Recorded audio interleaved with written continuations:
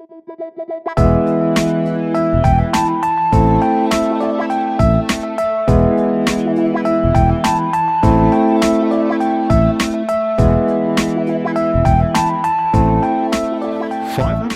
after the invention of intaglio printing, there's an ever-increasing number of ways that it can be applied to art creation.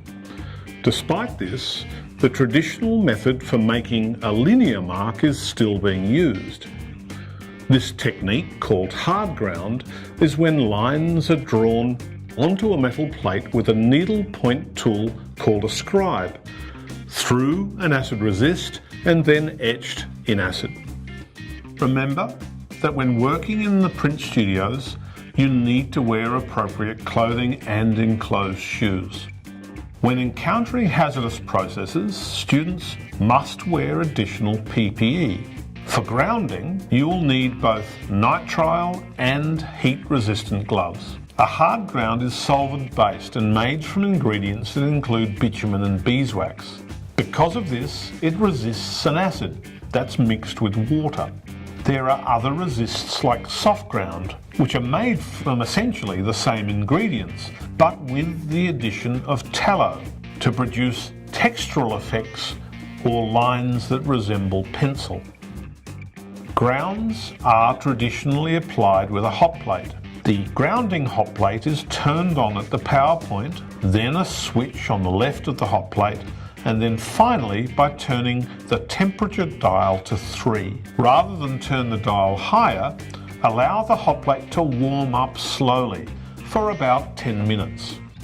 A plate must be clean to accept a hard ground, and a good way of telling if it's greasy is to run water over its surface. If it beads, then the plate needs to be degreased using a paste made from calcium carbonate and cloudy ammonia. You need to use the designated area and wear nitrile gloves. Rinse the plate, and if the water is running in an even film, stand it upright to dry. Place the degreased plate onto the hot plate and allow the etching plate to warm up. You can check this by rubbing some hard ground across its surface.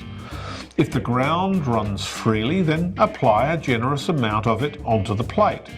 Using a small grounding roller, spread this fluid hard ground evenly across the surface of the plate. The hard ground coverage needs to be a deep honey colour. Too light and the ground may not resist areas that you want to keep white.